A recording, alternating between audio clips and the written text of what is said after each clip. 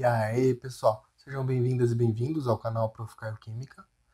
Preparei para vocês um conjunto de aulas sobre termoquímica e continuando essas aulas, nesta aula vamos abordar um pouco mais sobre a parte de processos endotérmicos e exotérmicos e relacionar isso com a variação de entalpia de reações. Vocês querem aprender um pouco mais sobre esse tipo de coisa da termoquímica? Se sim, vem comigo então.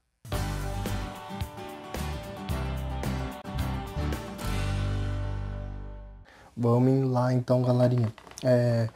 Continuando com o assunto, com o conjunto de aulas, né, na realidade, sobre termoquímica, nesta aula a gente vai comentar um pouquinho mais sobre como que, a gente avalia, né, em termos quantitativos, principalmente, quando uma reação, lembra que a gente estava comentando que a termoquímica, ela analisa se a reação, no final das contas, ela vai liberar energia ou se ela vai absorver. Então, normalmente, existe uma forma da gente conseguir quantificar e relacionar essas reações, sendo reação de um tipo que libera energia ou do outro tipo que quando absorve energia, né? Normalmente, toda reação, ela envolve, no mínimo, duas etapas para uma reação química acontecer. Uma primeira etapa vai ser uma etapa de quebra de ligações dos reagentes, né? Então, as substâncias que estão ali no início na reação, pode ser uma substância só ou mais de uma, normalmente elas vão romper as ligações, né? Ou seja, vai ter uma ruptura de ligações. E normalmente essa ruptura de ligações vai ser um processo que vai precisar absorver energia. Então, sempre esse processo de ruptura é um processo que depende de a substância absorver uma certa energia para conseguir quebrar essa ligação e romper. Aí, a partir do momento que foi rompida, vão formar novas ligações que vai formar as novas substâncias que vão dar origem aos produtos. Que essa etapa da formação das novas ligações normalmente é uma etapa que a energia é liberada. Então, a formação de novas ligações, de certa forma, estabiliza os componentes que foram gerados depois que as ligações foram quebradas, né? E aí, com isso, parte da energia é liberada por essa estabilidade que gera a formação da ligação. Só que a reação como um todo vai envolver pelo menos essas duas etapas, de quebra e de formação de novas ligações. Como uma etapa é associada principalmente a um processo de absorção de energia, e a outra etapa, né, que é a de formação de novas ligações, é associada a um processo de liberação de energia, é a somatória de todas essas etapas que vai dar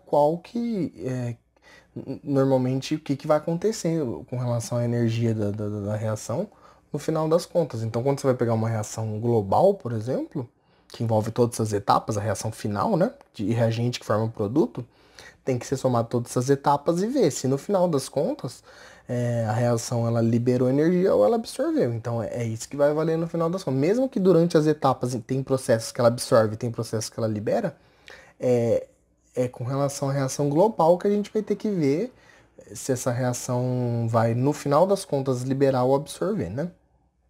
Então, como se fizesse uma somatória de todas as etapas. Então, se as etapas que liberam energia liberar mais energia do que as etapas, por exemplo, que absorvem, aí, no final das contas, a reação vai liberar energia. Agora, se for o contrário, as etapas que absorvem energia absorvem mais energia do que as etapas que liberam energia, aí, no final das contas, a reação vai absorver energia. Então, vai depender dessa somatória, né? Só que, normalmente, quando a reação global, no final das contas, ela tem uma liberação de energia, a gente costuma dar um nome para esse tipo de reação, que é um nome que a gente fala que é reação exotérmica. Então, toda reação que no final que essa reação ocorre a pressão constante e no final ela libera uma certa quantidade de energia, a gente sempre vai dar esse nomezinho, reação exotérmica. Por quê? O exo, justamente porque exo vem de para fora, né? Então, normalmente quando libera energia, ele joga energia para o meio externo, né? Então joga energia para fora, justamente associado a isso. E quando absorve energia, no final das contas, a reação, aí a gente vai chamar isso de reação do tipo endotérmica. Então, endo vem de para dentro. Então, normalmente quando absorve, ele pega uma certa quantidade de energia do meio externo, né? Então, justamente o endo está relacionado com isso, a parte de absorção, né? Então, justamente a gente vai fazer sempre essa associação. Quando é exotérmica, liberação de energia. Quando é endotérmica, vai ser absorção de energia. Aqui eu mostro dois desenhos só para exemplificar, vamos dizer assim, que quando a reação é exotérmica, tá vendo aqui, ó, a reação ocorre aqui dentro desse frasco, e a partir do momento que essa reação vai ocorrendo, ela vai liberando aqui, tá vendo? Energia na forma de calor. E quando a reação é endotérmica, essa reação vai ocorrendo e ela vai sempre absorvendo essa energia na forma também de calor. Então sempre tem essa. Então normalmente, o que isso vai causar de uma forma geral? O meio externo, quando tem reações exotérmicas, normalmente vai começar a esquentar, porque quando um corpo absorve energia, normalmente a energia térmica do meio externo acaba. Não, quando o corpo, desculpa, libera energia, normalmente a temperatura do meio externo acaba aumentando, né? E quando é endotérmica, que esse corpo absorve energia, a temperatura do meio externo acaba diminuindo, porque é como se o sistema estivesse retirando energia desse meio externo, né? Pelo fato de ele estar absorvendo. Então a gente consegue observar isso, inclusive visualizando, tipo, medindo num frasco, por exemplo, se o meio externo está esquentando, se o meio externo está esfriando, a gente consegue associar. Quando o meio externo está esquentando, é uma reação exotérmica, porque está liberando energia. Quando o meio externo está resfriando, é porque é endotérmica, porque o sistema está absorvendo energia. Então a gente consegue fazer essa associação, né? Beleza. Sempre que a gente quer saber se uma reação é exotérmica ou endotérmica e quer, de certa forma, quantificar essa reação, a gente utiliza normalmente um nomezinho aqui que a gente chama de entalpia. O que seria quando a gente fala entalpia de uma reação? Nada mais é do que a medida da energia que foi absorvida ou liberada por uma reação química, quando o reagente se transforma em produto, né? Só que normalmente sempre sob uma mesma pressão. Então, normalmente essa medida da entalpia sempre vai ser essa medida do calor que foi liberado ou absorvido, porém com pressão constante. Então, é uma medida de calor a pressão constante vai dar esse valor da entalpia. E esse valor da entalpia é extremamente importante para a gente determinar, principalmente a variação dele, vamos dizer assim, que eu vou explicar logo mais. Vai ser importante para a gente determinar se essa reação é endotérmica ou é exotérmica. E quão endotérmica ela é ou quão exotérmica ela é sabendo dos valores também da entalpia. Normalmente, para a gente determinar isso, o que a gente precisa calcular é o que a gente chama de variação da entalpia da reação. O que é? Normalmente, vocês concordam comigo que qualquer reação vai... Reagentes, né? Opa. Qualquer reação, o que vai ter? Vai ter reagentes se transformando em produtos. Concordam comigo? Beleza. Então, o que vai acontecer? Normalmente, a gente vai ter uma entalpia inicial aqui relacionada com os reagentes, que é a entalpia, vou chamar de HR, que é dos reagentes, e uma entalpia relacionada com os produtos, que eu vou chamar de HP, que é a entalpia dos produtos. E vocês concordam que no início a gente tem os reagentes e no final vai ter os produtos? Quando a gente faz um delta da entalpia, o que seria então a entalpia final? Porque sempre que a gente faz um delta, o que é a gente fazer final menos inicial, não é? Delta x é o x final menos x inicial. Delta t, t final menos t inicial. A mesma coisa aqui, quando a gente fala de delta h, que é a variação da entalpia, a gente está querendo dizer a entalpia final menos a entalpia inicial. Mas quem que faz o papel aqui da entalpia final? É justamente essa entalpia dos produtos. Por quê? Porque são os produtos que são formados no final, não é? Aí subtrai pela entalpia inicial, que é a entalpia dos reagentes, que é o que tinha no início. Então, justamente essa diferença da entalpia dos produtos com a entalpia dos reagentes é o que vai dar essa variação da entalpia, que vai ser a medida que a gente vai conseguir determinar se um processo é endotérmico ou exotérmico, ou seja, em outras palavras, se o processo absorve energia na forma de calor ou se o processo libera energia na forma de calor, só por essa variação da entalpia aqui. Se você, por exemplo, observar valores de variação de entalpia, que é maior do que zero, então valores positivos, normalmente a gente vai associar isso a um processo que a gente chama de endotérmico, que é justamente esse processo que ocorre a absorção de energia. Se agora a gente associar a variação da entalpia sempre for um valor negativo, então um valor menor do que zero, aí a gente vai associar isso a um processo que a gente chama de exotérmico, que ocorre liberação de energia. Aí vocês poderiam me perguntar, professor, mas por que que quando ΔH é maior que zero é endotérmico que absorve energia e quando ele é menor que zero ele é exotérmico e libera energia? Só para a gente olhar aqui nessa formulinha, a gente já conseguiria saber. Então, tipo, normalmente, quando você tem que a entalpia dos produtos, né, ela fica menor do que a entalpia dos reagentes, vocês concordam comigo se a gente está fazendo uma subtração de um valor menor menos um maior, por exemplo, 2 menos 4, vocês concordam que dá um valor negativo? Então, sempre que a entalpia dos produtos é menor que a dos reagentes, a gente vai falar que é um valor negativo que dá essa variação, a gente vai falar que ele tá como se ele estivesse liberando energia, porque a entalpia está diminuindo. Dos produtos ficou menor que a do reagente. Quando for o contrário, a entalpia dos produtos for maior que a do reagente, por exemplo, eu fazer 4 menos 2, concorda que vai dar mais 2, vai dar um valor positivo? É justamente quando a energia dos produtos se torna maior que a dos reagentes, que é um processo quando ele absorve energia, que a gente associa a um processo endotérmico. Então, por isso que a gente relaciona dessa forma. Mas é possível também a gente relacionar isso por um gráfico. Então a gente consegue desenhar um gráfico aqui para uma reação qualquer. A gente vai pegar aqui uma reação, por exemplo, A mais B gerando C mais D, uma reação qualquer, né? No qual A mais B, né? O A e o B são os reagentes, né? E o C mais D a gente vai chamar dos produtos. Então reagentes formando produtos. A e B formando C e D. Tá. Se a gente for fazer um gráfico desse tipo, de como que ocorre a reação, ó, que vocês podem ver aqui que nesse eixo X aqui a gente está falando que é o desenvolvimento da reação, que é como a reação está ocorrendo com o tempo, né? E nesse eixo Y vocês estão vendo que, ó, tem a entalpia tanto dos produtos quanto dos reagentes. Então vamos analisar esses dois gráficos. Primeiro vamos analisar esse gráfico para o processo exotérmico.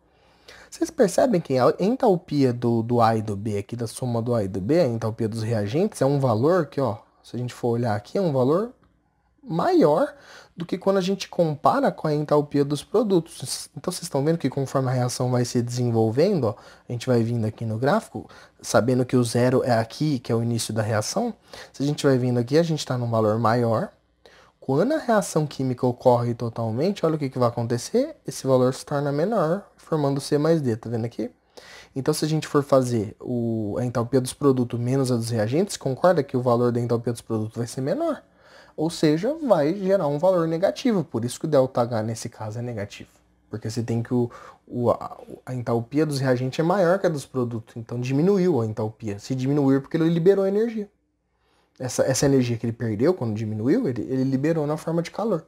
Por isso que sempre que o gráfico mostrar dessa forma, da entalpia dos produtos menor, é porque é uma reação exotérmica. Então não precisa nem falar, se você vê um gráfico desse tipo, que mostra a entalpia dos reagentes do produto, e você vê que a do produto é menor, pode ter certeza que essa reação é uma reação do tipo exotérmico. Está liberando energia. Agora, se a gente analisar um gráfico como esse aqui, que é um processo endotérmico, já é o contrário, ó. A gente tem que a entalpia dos reagentes, tá vendo aqui, HR, ela é menor no início, aí a reação ocorre e depois a entalpia dos produtos fica maior, tá vendo? Então, se a gente for fazer essa variação aqui dos produtos menos reagentes, a entalpia dos produtos está maior, então vai dar um valor positivo. Então, sempre que ele aumenta em energia, vocês concordam comigo? Para ele aumentar em energia, para a entalpia aumentar, o que ele tem que fazer? Absorver energia. Logo, a gente associa isso a uma reação do tipo endotérmica. Por isso que normalmente o gráfico de uma reação endotérmica, a entalpia dos produtos sempre vai ser maior que a dos reagentes. Diferente da exotérmica, que a entalpia dos produtos é menor que a dos reagentes. Então sempre avaliem dessa forma. Comparem a entalpia dos... Quando você vê um gráfico desse tipo, né? Comparem a entalpia dos produtos com a do reagente. Se a dos produtos for menor que a dos reagentes, é porque ela é exotérmica, ela está liberando energia. Se a dos produtos for maior que a dos reagentes, ele está absorvendo energia porque está aumentando essa entalpia. Beleza? Essa é uma forma da gente analisar também esses processos. Aí, existem vários exemplos, né, que a gente pode dar, tanto de reações do tipo endotérmicas, quanto reações do tipo exotérmicas. Alguns exemplos que eu peguei aqui só pra gente, só para vocês conseguirem visualizar melhor isso aí com exemplos do cotidiano. Por exemplo, um processo de que a gente transforma a sacarose, que é o açúcar que a gente está acostumado, açúcar de cozinha, né? Se transforma, por exemplo, a sacarose em carbono mais água, o que que acontece? Essa é uma reação que a gente chama de reação de decomposição da sacarose, que é similar quando a gente esquenta demais o açúcar, ele começa a virar caramelo, começa a ficar mais, né, mais pastoso, você percebe que ele começa a ficar mais marrom. Então, isso é uma reação química que está acontecendo da decomposição da sacarose quando a gente esquenta ela. E vocês percebem que essa decomposição, ela normalmente só ocorre quando a gente fornece de alguma forma calor para essa reação acontecer, ou seja, para essa decomposição da sacarose. Então, o que você faria se você estivesse na sua casa para fazer virar o açúcar virar o caramelo dessa forma? Você colocaria no fogão lá e colocaria para aquecer, não é? Então, normalmente, então, o que ela precisa então para essa reação acontecer? Absorver energia, absorver calor para poder ocorrer. Por isso que a gente chama que essa é uma reação que é do tipo endotérmica, né? Porque para ela ocorrer, ela precisou absorver energia. Outro exemplo é exemplo para fazer não só o ferro, outros metais também, como o alumínio e tal, que quando você extrai, por exemplo, o ferro de minerais, a gente extrai ele na forma, por exemplo, de óxido de ferro, né? Que, por exemplo, um dos minerais é o que a gente chama de hematita, que é um mineral que tem esses óxidos de ferro presente nele. Normalmente, quando a gente quer se utilizar numa siderúrgica de um processo industrial para transformar esse óxido de ferro e obter o ferro metálico, que é o ferro, por exemplo, que a gente usa em portões, entre outras coisas que depende do ferro metálico, normalmente essa é uma reação que para ocorrer, que nem está no desenho aqui, ó, é uma reação que precisa de altas absorções de energia, vamos dizer assim, para que essa reação possa ocorrer e transformar o óxido de ferro reagindo com o carbono em ferro metálico e liberando gás carbônico. Então, uma reação que depende de. Por isso que normalmente essas siderúrgicas têm um gasto energético muito alto, justamente porque essas reações para ocorrer elas precisam absorver bastante quantidade de energia, que também cai nesse tipo de reação que a gente chama de reação endotérmica. Beleza? Aí eu peguei dois exemplos aqui também para a gente falar sobre as reações exotérmicas. Um dos exemplos que a gente pode falar é justamente o processo de respiração, né? Respiração de vertebrados, né?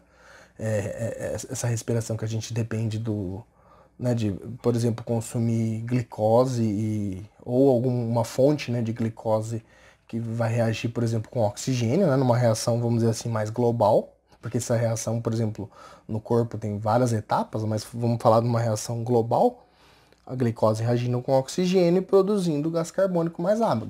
Uma típica reação do tipo de respiração, né? Essa reação é justamente uma reação também do tipo exotérmica, que libera energia para o corpo poder utilizar essa energia para diferentes funções, diferentes reações bioquímicas que tem no corpo, né? Então, normalmente essas reações de respiração, elas são reações do tipo que a gente chama de exotérmica, que a glicose vai reagir com o oxigênio, vai liberar uma grande quantidade de energia para formar o gás carbônico mais água. E essa energia que é liberada normalmente é usada pelo corpo para as diferentes funções, certo? Então, isso é um exemplo de uma reação que a gente chama de reação exotérmica, bastante importante, inclusive, para os seres vivos, né? Principalmente os seres vivos que dependem do oxigênio, né? Para respirar. E, além disso, a gente pode dar o exemplo da combustão do etanol, utilizado muito como, por exemplo, combustível de carro. Por que que o etanol, assim como a gasolina e outros combustíveis, podem ser utilizados para essa função e fazer o carro, por exemplo, se mover? Porque essa é uma reação que quando, por exemplo, o etanol ele reage com gás oxigênio, ele produz gás carbônico mais a água, que vai sair lá depois no... Eles vão sair como gás lá no escapamento do carro, né? E essa é uma reação tipicamente exotérmica também. E justamente por causa disso que o carro pode ser utilizado essa energia para converter essa energia que foi liberada por essa reação em energia mecânica para fazer o carro se mover. Então, só uma forma de converter um tipo de energia em outro, mas normalmente é a reação que vai liberar essa energia, que essa energia liberada vai ser depois utilizada pelo carro, que vai converter isso em energia mecânica para fazer ele se mover. Então vocês percebem que também é uma reação do tipo exotérmica. Várias bombas e várias coisas que envolvem o processo de, por exemplo, que a gente chama de reação de combustão, de queima de compostos, por exemplo, queima de compostos orgânicos, são reações desse tipo também, reações exotérmicas, que libera grande quantidade de energia para que normalmente essa energia pode ser utilizada para algum outro processo no cotidiano, né? Então, são esses dois principais tipos de reações que a gente pode dizer. Só para fazer um apanhado geral de tudo isso, eu coloquei aqui duas reações para a gente observar essa reação e dando um valor lá do ΔH, ou seja, da variação de entalpia, para vocês correlacionarem isso com se o processo é endotérmico ou exotérmico. Uma reação, por exemplo, da combustão do gás metano, né, que é o CH4, né, ele reage com o O2, como toda reação típica de combustão, né, uma substância reage com o gás oxigênio, produzindo gás carbônico, CO2, né, e a água. Tá. Essa é uma reação que como que a gente vai saber se ela é uma reação de, tipo, uma reação que libera energia ou absorve energia? Vocês observam aqui que foi dado o valor do ΔH dessa reação. E o que vocês podem observar nesse valor do ΔH que a gente consegue, com isso, inferir que esse valor subentende que esse processo é endotérmico ou exotérmico? Justamente pelo fato de ele ser um valor, lembra que eu comentei com vocês, que quando o valor é negativo, então, por exemplo, sempre que o ΔH for menor do que zero, como é esse caso aqui, menos 889,5 kJ, é justamente um processo no qual a gente está liberando, o processo está liberando energia, não é isso? Então, sempre que vocês observarem qualquer reação que o ΔH é negativo, no final das contas, ou seja, o ΔH lá da combustão do metano, ele fala que o ΔH é menos qualquer coisa, igual nesse caso, menos 889,5 kJ. Kilojoule é unidade de energia, né? É sinal que é um processo do tipo exotérmico. Por quê? Porque o sinal é negativo. Vocês não precisam, nesse momento, saber nem do valor. Tipo, o valor só vai dizer o quão exotérmico que ele é, né? Se ele é bastante exotérmico ou nem tanto. O que vocês vão precisar reparar é esse sinal. Se o sinal for negativo menor que zero, você já pode dizer que é uma reação do tipo exotérmica. Essa primeira reação aqui, que, de maneira geral, as reações de combustão são exotérmicas, são reações que liberam energia, né? E, comparando aqui com essa típica reação aqui, que é a reação global da fotossíntese, né? Que se utiliza gás carbônico e água para produzir, por exemplo, glicose e gás oxigênio, né? A fotossíntese é realizada pelas plantas. Vocês concordam comigo que a fotossíntese, para ocorrer, o que precisa ocorrer? A planta receber a incidência de luz solar, não é? Então, normalmente essa luz solar que a planta recebe é a energia que ela vai absorver para poder, para que faça essa reação acontecer. Então, nesse caso, a gente pode associar por causa desse ΔH aqui, que é positivo. E lembra que sempre que o ΔH é maior do que zero, é uma reação do tipo endotérmica, uma reação que precisa absorver energia, que no caso da fotossíntese ela absorve da energia solar mesmo, né? Da radiação solar. Então, uma reação do tipo endotérmica, e percebe que ela precisa absorver bastante energia, né? 2.813 kJ para que essa reação provavelmente seja formado um mol desse açúcar na reação. Então, não foi colocado aqui, né? Mas é uma energia associada provavelmente à formação de um mol de açúcar, por exemplo, né? Então, é uma reação altamente endotérmica que precisa absorver grande quantidade de energia, assim como a reação que eu mostrei aqui de combustão, uma reação altamente exotérmica que libera uma quantidade de energia grande quando ocorre. Beleza, pessoal? Então, basicamente é isso que vocês precisam sempre reparar nesse sinal do ΔH, que vai dizer se ela é exotérmica ou endo. Se for negativo, é exotérmica. Se for positivo, é endotérmica. E além do sinal, o próprio valor do ΔH, que quanto maior for esse valor, normalmente mais exotérmico ou mais endotérmico vai ser esse processo, né?